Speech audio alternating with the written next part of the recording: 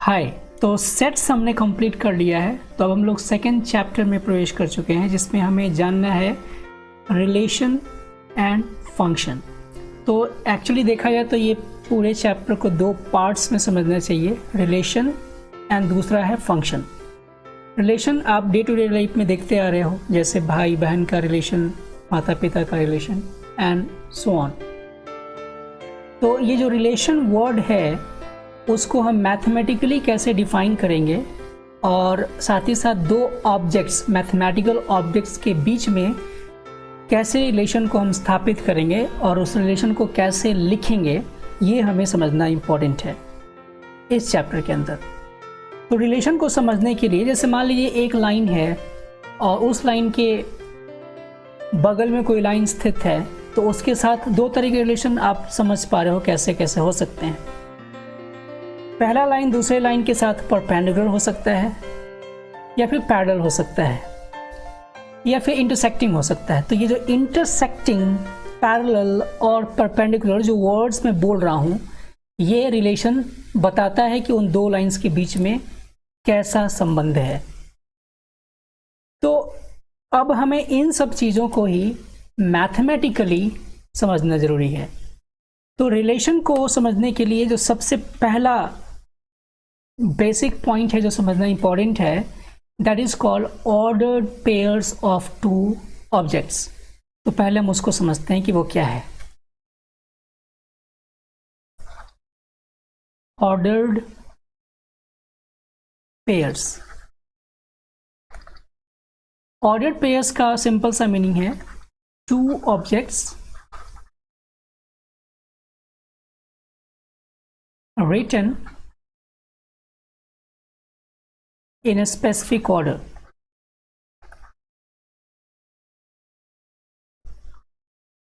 अगर दो ऑब्जेक्ट्स को हम एक स्पेसिफिक ऑर्डर में लिख दें तो वो कहलाएगा ऑर्डर्ड पेयर्स। तो यहाँ जो ऑर्डर्ड पेयर में ऑब्जेक्ट्स जो होते हैं ना, उन ऑब्जेक्ट्स को हम कहते हैं उस ऑर्डर पेयर का एलिमेंट या फिर कंपोनेंट। तो उन्हें कहा जाएगा एलिमेंट या फिर कंपोनेंट्स। अब बात आती है कि इन ऑब्जेक्ट्स को रिप्रेजेंट कैसे किया जाएगा। तो आपको करना क्या है, मान लीजिए कि दो ऑब्जेक्ट्स लिए मैंने ए एंड बी और उनको हमें ऑर्डर्ड पेयर के फॉर्म में लिखना है। तो आपको करना सिंपल ऐसा है कि उनको इस छोटे वाले ब्रैकेट में दे देना है। तो ये कहलाएगा ordered pair of A and B. इसका मतलब जो A होगा वो इस ऑर्डर्ड पेयर का फर्स्ट कंपोनेंट होगा या फर्स्ट एलिमेंट होगा और B इसी ऑर्डर पेयर का सेकंड कंपोनेंट या सेकंड एलिमेंट कहलाएगा। कुछ और एग्जांपल समझते हैं, जैसे -3 2, ये भी एक ऑर्डर पेयर है। पाई E ले लें तब भी ऑर्डर पेयर होगा। अगर हम यहाँ डॉग एंड एलिफेंट ले लेते हैं तब भी ये ऑर्डर पेयर कहलाएगा। तो इस तरीके से ऑर्डर पेयर को हम समझ सकते हैं कि ऑर्डर पेयर क्या है ना। अब आप ये समझिए कि मैं इसका अगर ऑर्डर रिवर्स कर दूं, बाय द वे यहाँ पे एक चीज़ मैं आपको बता दूं, ये इंटरवल नहीं है, क्योंकि ये ब्रैकेट का यूज़ यहाँ पे ऑर्डर पेयर के लिए यूज़ किया गया है। तो आपको उस कॉन्टेक्स्ट को समझना पड़ेगा कि ये किस कॉन्टेक्स्ट में यूज़ किया गया है। तो जहाँ इंटरवल लिखा होगा वहाँ पे इसके पहले लिखा होगा कि it is interval A B, जो हमने लास्ट क्लास में, लास्ट चैप्टर में पढ़ा था। और जब ऑर्डर्ड पेयर कहा जाएगा तो आपको कहा जाएगा ऑर्डर्ड पेयर ए बी। तो ये आपको समझ लेना है ना। अब आते हैं अपने अगले पॉइंट पे। पॉइंट में बता रहा था ये कि अगर हमें इस ऑर्डर्ड पेयर के बारे में ऐसा कहा जाए कि आप इसके ऑर्डर को रिवर्स कर दीजिए। जैसे सेट में हम किसी एलिमेंट्स को अगर किसी भी ऑर्डर में लिखें तब वो वही सेट रहता है, आपने ये सीखा था लास्ट क्लास में। लेकिन यहाँ क्या होगा, अगर ऑर्डर्ड पेयर्स के एलिमेंट्स को रिवर्स कर दोगे तो वो नया ऑर्डर पेयर बन जाएगा, वो पुराना ऑर्डर पेयर नहीं रहेगा। मतलब ये कि आप यहाँ से इसको नोट में मेंशन कर सकते हो कि A B is not going to be equal to B ए।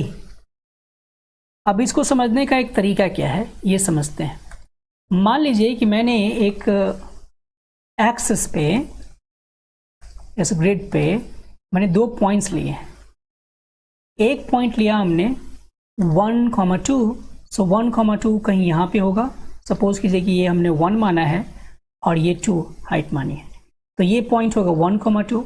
लेकिन यहाँ पे इसका लोकेशन सपोज कीजिए कि मैंने मान लिया A, लेकिन अगर मैंने कोई इसी ऑर्डर पेयर के एलिमेंट्स को रिवर्स करके दूसरा ऑर्डर पेयर बनाया होगा, तो वो जो ऑर्डर पेयर मिलेगा वो होगा 2,1। तो 2,1 यहाँ पे कहीं होगा। तो आप देखिए कि A एंड B के पास दोनों जो लोकेशंस मिल रहे हैं वो अलग अलग हैं। तो हम कैसे कह सकते हैं A and B have different locations. ये आपको ध्यान देना है। इसलिए 2 ऑर्डर पेयर इक्वल नहीं होंगे।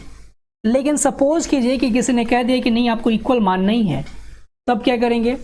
तो हम उस केस में एक दूसरा नोट तैयार करेंगे अपने लिए और यहाँ लिखेंगे कि if x, y is equal to a, b, तो ये एग्जैक्टली आपको मानना पड़ेगा कि x a के बराबर होगा एंड y b के बराबर होगा। मतलब ये, इसको वर्ड्स में बोलूं तो इसका मतलब ये होगा कि अगर 2 ऑर्डर पेयर इक्वल हो जाएंगे तो उस केस में आपको उनके कॉरस्पॉन्डिंग कंपोनेंट्स को इक्वल मानना पड़ेगा। कॉरस्पॉन्डिंग कंपोनेंट्स का मतलब क्या हुआ? पहले ऑर्डर पेयर का पहला एलिमेंट दूसरे ऑर्डर पेयर के पहले एलिमेंट के बराबर होगा और उसी तरीके से दूसरा एलिमेंट दूसरे के बराबर हो जाएगा। तो ये 2 बातें ऑर्डर पेयर के बारे में आपको याद रखनी है। अब इसके ऊपर आपसे कोई क्वेश्चन ऐसे पूछ भी सकता है कि मान लीजिए कि मैंने कहा कि x plus Y comma y is equal to 2,3, so we have to find x and y। तो ये इजी है। ऑब्वियसली हम इन दोनों ऑर्डर पेयर्स के कॉरस्पॉन्डिंग एलिमेंट्स को कंपेयर करेंगे। तो हम कंपेयर करके क्या पाएंगे कि x प्लस वाई की वैल्यू हो जाएगी 2 के बराबर एंड y की वैल्यू हो जाएगी 3 के बराबर। और जैसे ही ये दोनों चीज़ें बराबर मिली तो यहाँ तो y की वैल्यू हमें 3 मिल गई इत्तेफाक से, और इसको उठा के रख देंगे यहाँ पे, तो x की वैल्यू मिल जाएगी 2 माइनस 3 दैट इज -1। तो आपने देखा कि जब 2 ऑर्डर पेयर को ज़बरदस्ती बराबर बनाया जाता है तो हम उसमें क्या करते हैं, उनके कॉरस्पॉन्डिंग एलिमेंट्स को बराबर मान लेते हैं और उनको कंपेयर करके अगर फाइंड आउट करने के लिए कहा जाएगा तो फाइंड आउट करोगे, मेंशन करने के लिए कहा जाएगा तो मेंशन कर दोगे। तो ये तो हुआ ऑर्डर पेयर की कहानी। अब बढ़ते हैं कि ऑर्डर पेयर्स का यूज़ हम लोग कैसे करते हैं सेट्स के बीच के रिलेशंस को डिफाइन करने के लिए। तो सेट्स के बीच के रिलेशन को डिफाइन करने से पहले हमें समझना पड़ेगा 2 सेट्स को हम प्रोडक्ट कैसे करते हैं, जिसको कहा जाता है Cartesian product of 2 sets. Cartesian product of 2 sets. सबसे फर्स्ट कंडीशन है इसके ऊपर कि जब कार्टेशियन प्रोडक्ट निकाला जाएगा तो कंडीशन ये होना चाहिए कि A एक सेट आप ले रहे हो और B एक सेट ले रहे हो जिसका कार्टेशियन प्रोडक्ट फाइंड करना है, तो वो दोनों के दोनों नॉन एम्प्टी होने चाहिए। मतलब उसमें कुछ ना कुछ एलिमेंट जरूर होना चाहिए, ये पहला कंडीशन है। अब कार्टेशियन प्रोडक्ट को डिफाइन किया जाता है और डिनोट किया जाता है A क्रॉस B से। अगर हम इस ऑर्डर में लिखते हैं A एंड B को और क्रॉस कर रहे हैं और B का, तो हम ऐसे लिखेंगे। एंड देन इसको डिफाइन किया जाता है ऐसा, A, B ऑर्डर्ड पेयर का एक सेट जिसमें ऑर्डर्ड पेयर का पहला कंपोनेंट A से आया होगा एंड दूसरा कंपोनेंट B से आया होगा। तो इस प्रकार से जब हम डिफाइन करेंगे तो कहा जाएगा कि A क्रॉस B जो होगा वो A और B का कार्टेशियन प्रोडक्ट है। अगर मान लेते हैं कि मेरे पास कोई एक सेट है A, सपोज कि मैंने लिखा 1, 2 and 3 एंड B कोई सेट है सपोज कीजिए 2, 1, तो अगर आप इसका कार्टेशियन प्रोडक्ट लिखने जाओगे A क्रॉस B के लिए तो क्या लिखिएगा? आप जब ऑर्डर पेयर लोगे ना, तो जो पहला एलिमेंट आना चाहिए वो ए से आना चाहिए और दूसरा एलिमेंट आना चाहिए बी से। तो पहली बात ये कि जब ऑर्डर पेयर तय करोगे तो आपको इस तरीके से लिखना होगा। इस एग्जाम्पल के लिए 1 2 देन 1 1 देन 2 2 देन 2 1 देन 3 2 3 1। तो ये हो गया ए क्रॉस बी। तो दूसरी बात ये कि अगर हम इसका बी क्रॉस ए निकालें, अगर मैं बी क्रॉस ए निकालने जाऊं तो क्या ये यही आएगा? आप समझ सकते हो कि वो नहीं आएगा। ऐसा क्यों? क्योंकि जब हम बी क्रॉस ए निकालेंगे तो इसके एलिमेंट रिवर्स हो जाएंगे, मतलब जो ऑर्डर पेयर के एलिमेंट्स होंगे वो रिवर्स हो जाएंगे कि अब बी पहले होगा एंड ए बाद में होगा। तो इस वजह से जब अब यहाँ पे लिखा जाएगा वो लिखा जाएगा 2 1 देन 2 1 1 इसकी जगह पे लिख सकते हैं हम, 2 2 लिख सकते हैं इसकी जगह पे, देन 1 2 लिख सकते हैं यहाँ पे, 2 3 लिख सकते हैं इसके लिए एंड देन 1 3 लिख सकते हैं। आप यहाँ से इसको चेक भी कर सकते हो। अगर मैं बी क्रॉस ए के लिए इस बी को पहले और ए को बाद में लिख के क्रॉस करूँ तो यही मिलने वाला है। आप यहाँ ऑब्जर्व कीजिए कि ए क्रॉस बी जो होगा वो बी क्रॉस ए के बराबर नहीं होगा। एंड दूसरी बात ये, यहाँ पे number of A cross B जो होगा वो exactly number of A times number of B होगा।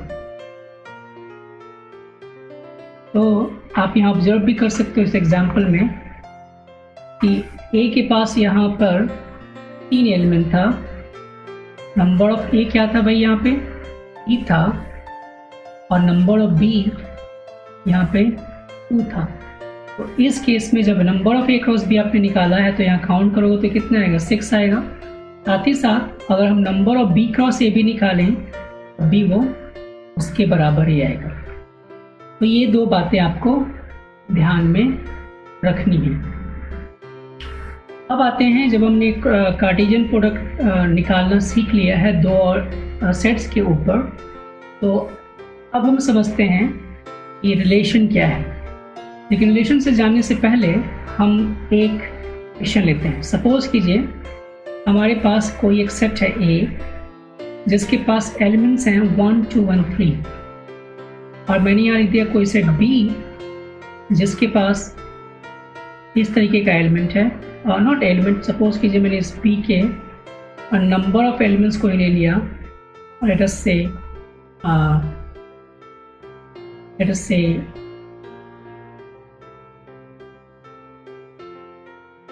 5। अब मैं आपसे ये पूछूं, अगर आपको ये कहा जाए कि number of A cross B निकालना होगा तो क्या होगा?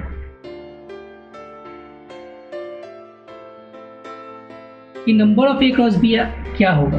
तो number of A cross B की वैल्यू आपको पता है, फॉर्मूले से यहाँ पे देख सकते हो क्या होगा, number of A into number of B. तो आप यहाँ पे झट से लिख दोगे number of A cross B is 3 into 5, because इसके पास 3 एलिमेंट्स हैं, इसके पास 5 एलिमेंट्स गिवन है, तो हो गया 15।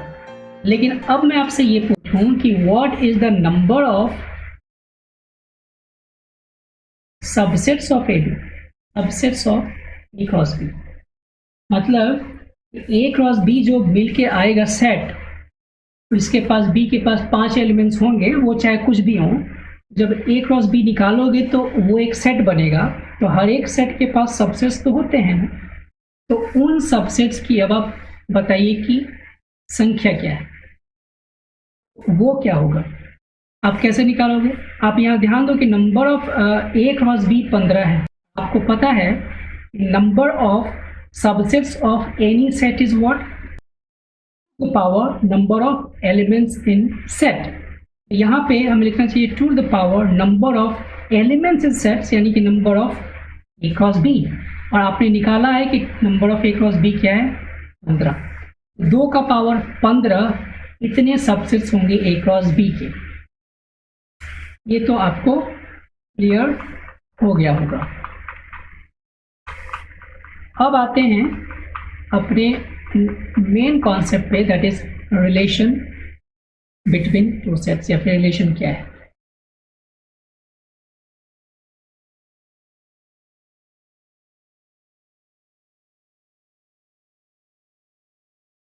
देखिए, रिलेशन को हम अगर सीधे तरीके से डिफाइन करें तो सिंपल होगा, relation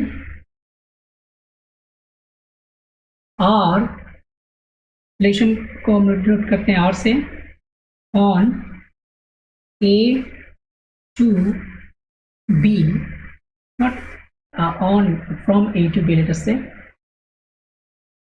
from A to B is a subset of A cross B। तो जो आप A और B के कार्टेशियन प्रोडक्ट निकालोगे, उनके कार्टेशियन, उस कार्टेशियन प्रोडक्ट के जितने सबसेट्स होंगे उसमें से कोई भी एक सबसेट लोगे तो वो A से B की तरफ का एक रिलेशन बन जाएगा। अब यहाँ पर कुछ नोटेशंस हैं, उसको ध्यान से समझना होगा। Relation from A to B को हम ऐसा भी कहते हैं, R on A cross B, या फिर इसको ऐसे भी कहा जाता है, तब लिखा जाता है R such that A to B। इस एरो को हम टू पढ़ सकते हैं। ये दो तरीके हैं अलग इनको लिखने के। अब समझते हैं एग्जाम्पल से कि क्या कहना चाहता है। तो मान लीजिए कि मैंने इसके लिए एक एग्जाम्पल लिया, जैसे A को एक सेट ले लिया X such that X belongs to natural number, जहां x की वैल्यू लेस देन 5 है, और b को सेट लिया मैंने y और y plus y square plus 3y is equal to 0, जहां पे y की वैल्यू दे रखी है वो इंटीजर्स हो सकती है। तो अब आपको यहाँ पे पेयर बनाना है, मतलब रिलेशन बनाना है। रिलेशन को डिफाइन कैसे किया गया है, and R is a relation like this, x comma y such that x plus y is less than or equal to 3, जहां पर x की वैल्यू आनी चाहिए a से एंड y की वैल्यू आनी चाहिए b से। ये एक क्वेश्चन है। अब इसमें अभी क्वेश्चन क्या है, आपको इस r को लिखना है, right r in roster form. मैं वो भी लिख देता हूँ, right r in roster form. अब आपको करना क्या होगा कि अब सबसे पहले हमें ये भी समझना पड़ेगा कि R जो होगा वो इस A क्रॉस B का सबसेट होगा। नहीं, इन तीन चीज़ों को हम समझते हैं। पहले हम ये बताते हैं कि रोस्टर फॉर्म इसका होगा क्या। तो आपको सीधा सा इसमें कहा गया है कि A के पास जो एलिमेंट्स हैं वो B के पास जो एलिमेंट्स आएंगे वो उनमें एक संबंध स्थापित करना है, क्योंकि X की वैल्यू A से आनी चाहिए और Y की वैल्यू B से आनी चाहिए। उसमें संबंध क्या होगा कि x प्लस वाई की वैल्यू जो होगी रिजल्ट, वो 3 से कम आना चाहिए। सबसे पहले तो हम उन संख्याओं को जो a में है पहचानना शुरू करेंगे, उसके साथ y की उन संख्याओं को पहचानना शुरू करेंगे जिनके साथ ये रिलेशन संबंध या स्थापित हो सकता है। तो हम क्या कह सकते हैं कि इस सेट को लिखेंगे पहले रोस्टर फॉर्म में। मैं सोल्यूशन यहाँ लिख रहा हूँ, क्या लिखोगे आप, वो वैल्यूज जो 5 से कम है और नेचुरल नंबर से, तो क्या लिखेंगे 1, 2, 3 एंड 4। परफेक्ट। यहाँ पे इसको लिखना होगा तो क्या लिखेंगे, simply y square plus 3y को सॉल्व करोगे आप कहीं पे अलग दूर हटके। तो y स्क्वायर प्लस 3y को मैंने यहाँ पे सॉल्व कर लिया इज इक्वल टू 0 से, तो y की वैल्यू मिल जाएगी 0 एंड -3। y यहाँ पे फैक्टर लेके देख सकते हो, इसमें दो ही एलिमेंट्स 0 एंड -3। अब क्या करना है, r को लिखना होगा इस तरीके से, इसमें 1, 2, 3, 4 और 0, -3 के साथ कैसे कैसे कॉम्बिनेशंस बनेंगे जिसके लिए सम जो होगा वो 3 से कम आएगा। तो अगर मैं इसके साथ 1 और 0 को लूँ तो 1 + 0 आता है 1, जो कि 3 से कम है, हम उसको लिख सकते हैं 1 और 0 का एक पेयर। फिर 1 के साथ -3 अगर करेंगे तो मिलेगा 1 + -3 -2, जो कि 3 से कम है, तो ऑब्वियसली 1 और -3 का भी पेयर बन जाएगा। देन 2 और 0 का भी पेयर बन जाएगा, 2 और -3 का भी पेयर बन जाएगा, बिकॉज इसके साथ भी -3 से कम आ रहा है, 3 से कम आ रहा है। 3 और 0 का पेयर बनेगा कि नहीं? 3 और 0 का पेयर बनाएंगे तो बनेगा 3, और ऑब्वियसली 3 के बराबर हो सकता है, तो हो जाएगा 3 और 0। देन क्या हो सकता है भाई? 3 के साथ -3 भी जा सकता है, एंड 4 के साथ 0 भी जा सकता है। नहीं, क्योंकि अगर 4 के साथ 0 जाएगा तो 4 + 0 बन जाएगा 4, जो कि इसके लिए सेटिस्फाई नहीं होगा। तो अब लास्ट में क्या बचेगा? 4 है -3, तो उसको मैं यहाँ पे लिख देता हूँ। आई होप कि ओवरलैप नहीं करेगा। ओके, तो ये जो रिलेशन बना आप देख रहे हो कि इसमें 4,0 नहीं है केवल, बाकी सब हैं। तो आप ये तो सोचो कि अगर मैं इस A और B का क्रॉस करता, अगर मैं ऐसा करता A क्रॉस B का क्रॉस, A और B का क्रॉस मतलब कार्टेशियन प्रोडक्ट, तो आपके पास जितने एलिमेंट्स आते हैं उनकी संख्या कितनी होती? इसमें है 4, इसमें है 2, तो इसकी संख्या होती 8, और उसमें 1 0 2 0 यानी कि सारी संख्याएं होती, जो सारे ऑर्डर पेयर्स होते जो यहाँ लिखते हैं आप, केवल 4 0 और एक एक्स्ट्रा होता है इसमें। यानी कि आप कहीं ना कहीं ये समझ रहे हो कि जो R है वो इस A क्रॉस B का सबसेट ही तो है।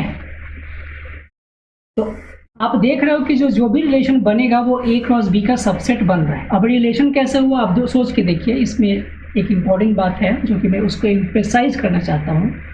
आप एक्चुअली रिलेशन को कैसे समझोगे कि वो कर क्या रहा है, कि वो A के एलिमेंट्स के साथ B के एलिमेंट्स को रिलेट कर रहा है, और रिलेट करने के लिए वो कोई एक कंडीशन लेगा, जैसे x + y <3, या कोई एक कह सकते हो रेस्ट्रिक्शन लेगा, या फिर कोई लैंग्वेज में उसको रिलेट करने के लिए कोई सेंटेंस लेगा। तो इस तरीके से जब x और y में ये रिलेशन स्थापित हुआ तो उनके एलिमेंट्स के बीच का रिलेशन हुआ, लेकिन हम कहेंगे क्या कि relation from A to B है, वो उनके सेट्स के बीच को रिलेट कर रहा है। तो सेट्स के बीच के रिलेशन का मतलब है कि उनके एलिमेंट्स के बीच का रिलेशन। तो इस तरीके से हमने समझा कि रिलेशन जो होगा वो कार्टेशियन प्रोडक्ट का सबसेट ही होता है। अब आते हैं अपने अगले पॉइंट पे। अब जो जैसे रिलेशन हमने ढूंढ लिया, रिलेशन को ढूंढने के बाद रिलेशन के पॉइंट ऑफ व्यू से इन सारे एलिमेंट्स को क्या नाम देते हैं वो समझना है। वो एक्चुअली क्या है, हमें 3 चीज़ समझनी पड़ेगी: डोमेन, कोडोमेन, रेंज।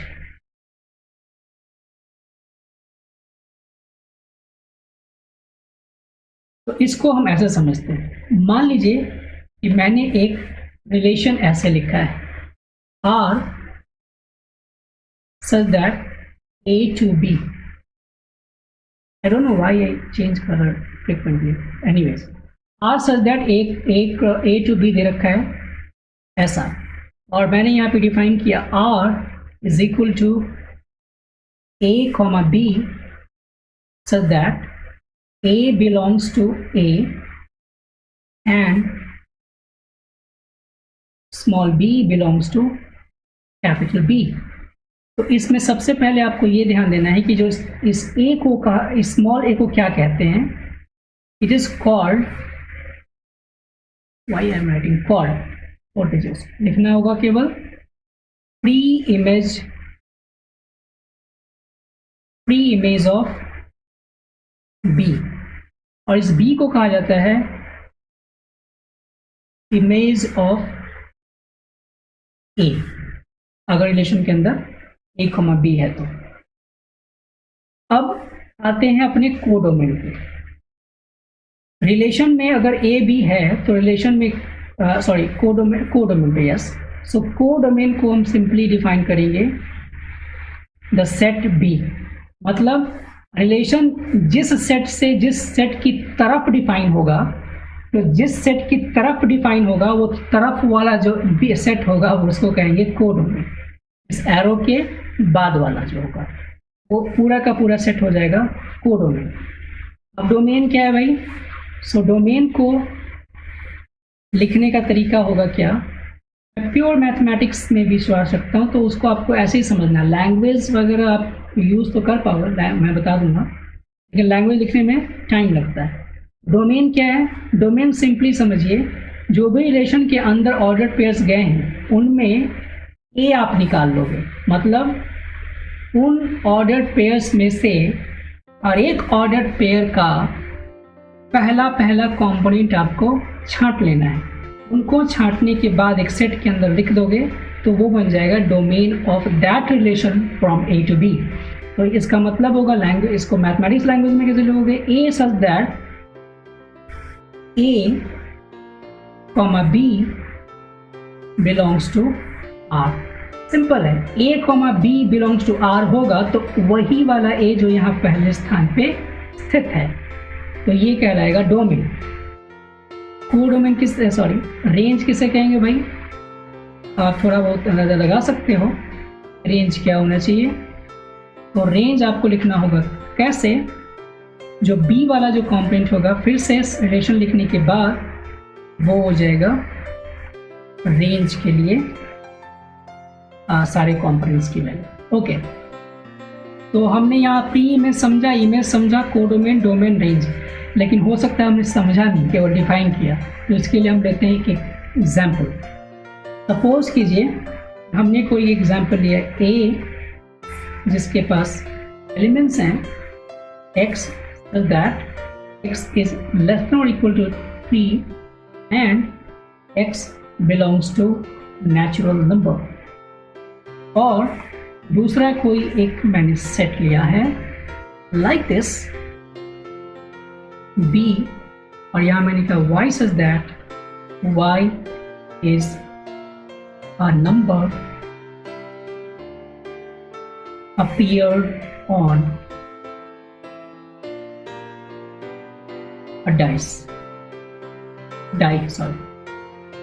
एक डाई पे जो नंबर अपीयर हो रहा है उसको मैं बोलूँगा कि वो बी के एलिमेंट्स हैं, और जो x less than equal to 3 x natural number है वो ए के एलिमेंट्स हैं। आपको अब करना क्या क्या है ये समझते हैं। अब इसने कहा है कि रिलेशन R डिफाइंड है ए to B,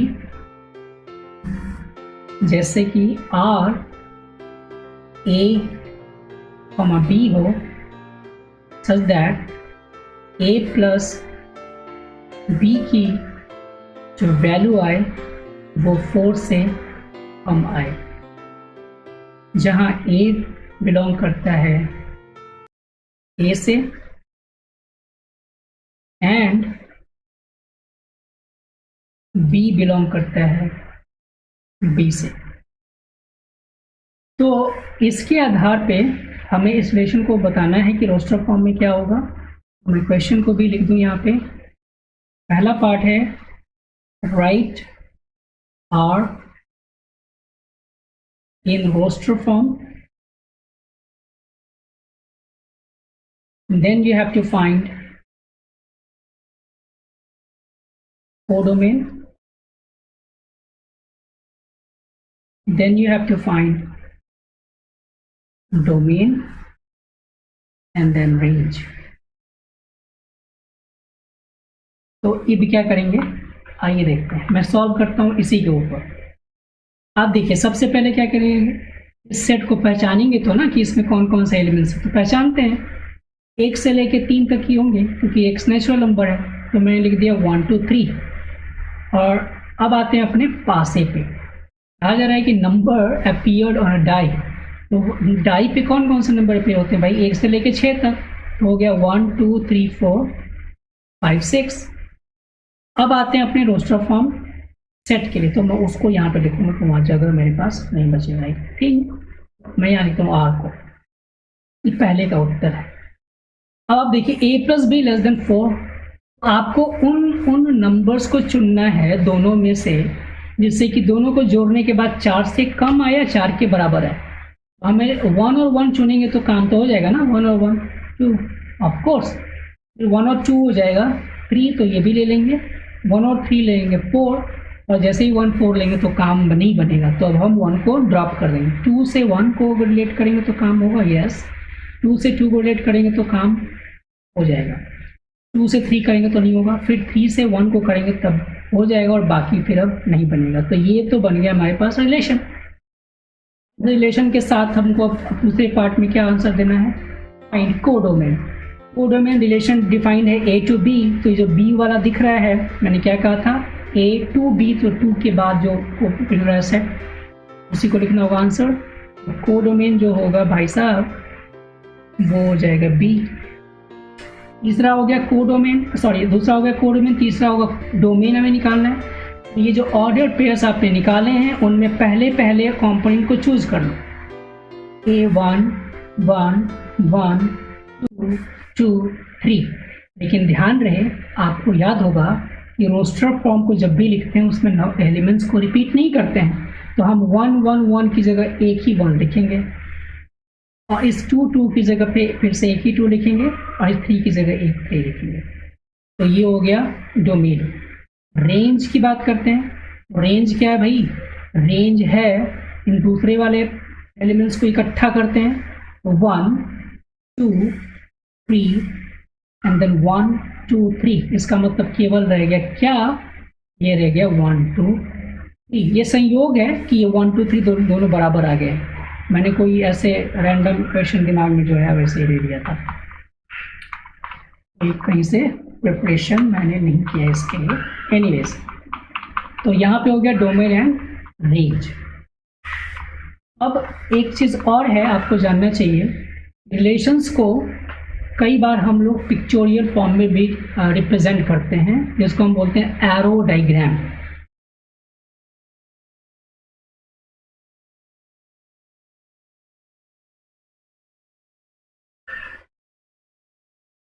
so arrow diagram का मतलब क्या है, जैसे मान लीजिए कि मैंने यहाँ पे कोई एक बक्सा लिया, या फिर कुछ भी कह सकते हो ओवल शेप, और इसको लिख दिया x, इसको लिख दिया y।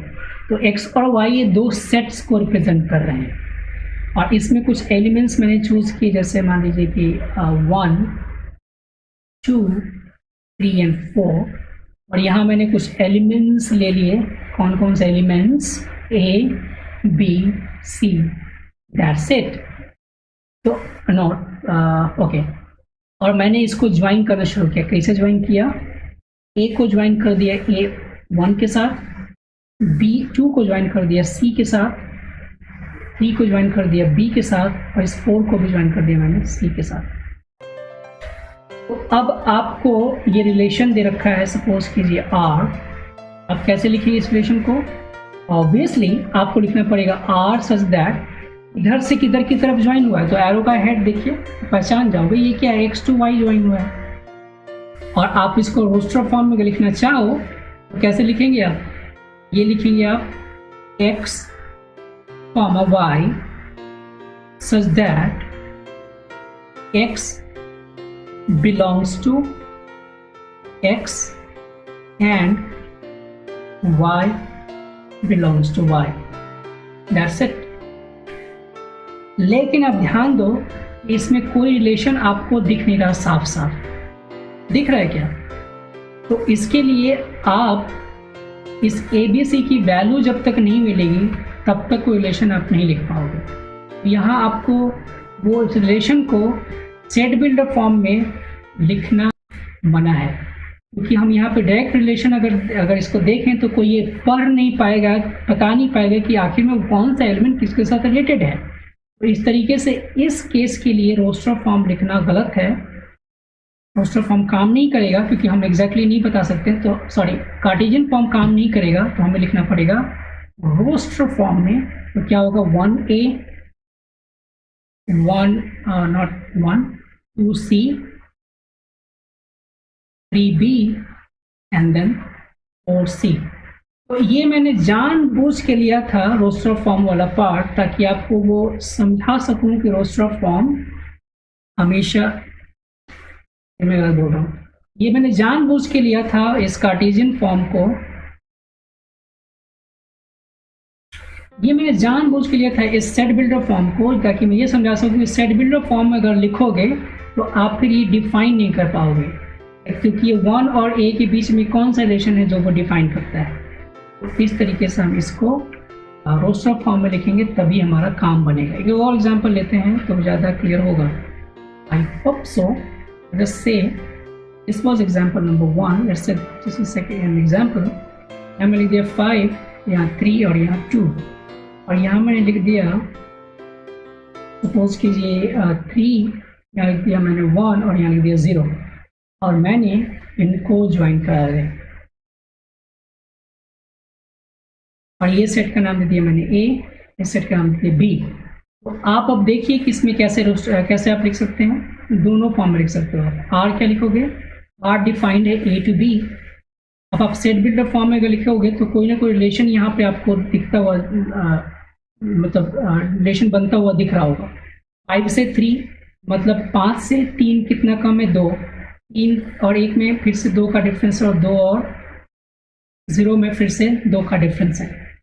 तो हम ऐसे लिख सकते हैं ना, A, B such that A minus B जो होगा वो 2 आएगा, और जहां पे A की वैल्यू आई थिंक वो ओवरलैप हो जाएगा, तो यहाँ मैं लिखता हूँ A माइनस B की वैल्यू हो जाएगी 2, जहाँ A बिलोंग करता है कैपिटल A से एंड B बिलोंग करता है कैपिटल B से। तो इस तरीके से हम इसका कार्टेशियन फॉर्म लिख पाए।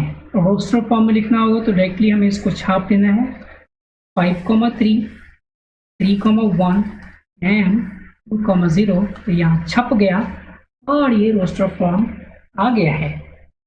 तो इस तरीके से हमने क्या समझा आज, रिलेशंस को पूरा समझ लिया है। एक्सरसाइज 2.1 एंड 2.2 आप इजीली कर सकते हो। अब एक और चीज अगले क्लास के लिए थोड़ी सी भूमिका बना दूं मैं। मान लीजिए कि मैंने एक रिलेशन लिया है ऐसा जिसमें ये 1 2 1 3 1 4 है। तो अगर मैं कहूँ कि इसका आप एरो डायग्राम बनाइए, आप कैसे बनाएंगे, इधर लिखिएगा 1 और यहाँ लिखिएगा 2 3 4।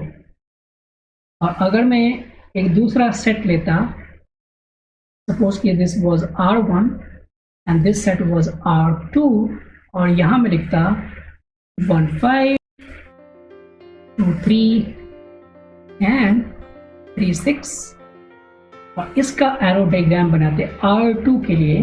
This was for R2, okay. R2 के लिए क्या बनाते 1 2 एंड 3, इधर की तरफ इधर 5 3 एंड 6। इसके लिए जो एरो लिखते हैं वो 1 से सीधे शूट करते 2 को, फिर 3 को एंड देन 4 को, फिर 1 शूट होता 5 से 5, okay, and then so on. इसलिए अगर इन दोनों को ऑब्जर्व करो तो एक चीज पाओगे आप, यहाँ पे जो है इसको हम कह सकते हैं कि इधर की तरफ का जो सेट है उसका जो एक एलिमेंट गिवन है वो 3 एलिमेंट के साथ जुड़ा हुआ है। तो ऐसे रिलेशंस को हम कह सकते हैं 1 to many, कि एक के साथ ये 3 का रिलेशन है, और यहाँ क्या है 1 to 1 है। तो हम यही अब समझेंगे अगले सेशन में कि इनफैक्ट हम कैसे रिलेशंस को फंक्शंस कहेंगे। तो मैं थोड़ा सा आपको बता दूं कि वैसे रिलेशंस को फंक्शन कहा जाता है जहां ये 1 to many टाइप का रिलेशन नहीं बनता। मतलब कि अगर हम सेट के फॉर्म में उसको समझेंगे ऑर्डर पेयर के, तो जिसमें भी फर्स्ट कंपोनेंट रिपीटेड नजर आए तो वो रिलेशन फंक्शन नहीं होगा, नॉट अ फंक्शन। लेकिन यहाँ पे देखो कोई भी फर्स्ट कंपोनेंट दोबारा रिपीट नहीं हुआ है, सेकेंड कंपोनेंट रिपीट हो जाए तो कोई बात नहीं है, फंक्शन तब भी कहलाएगा। लेकिन फर्स्ट कंपोनेंट अगर रिपीट होगा तो उस केस में वो फंक्शन नहीं होगा। तो यहाँ तो नहीं रिपीट हो रहा तो ये होगा फंक्शन। तो इन सब चीज़ों को हम लोग अगली क्लास में समझेंगे कि फंक्शन क्या है, and then types of functions, and और भी कुछ अच्छी बातें, कुछ अच्छे क्वेश्चंस। तो मिलते हैं अगले सेशन में। तब तक आप मैथमेटिक्स को संयम के साथ पढ़ते रहिए।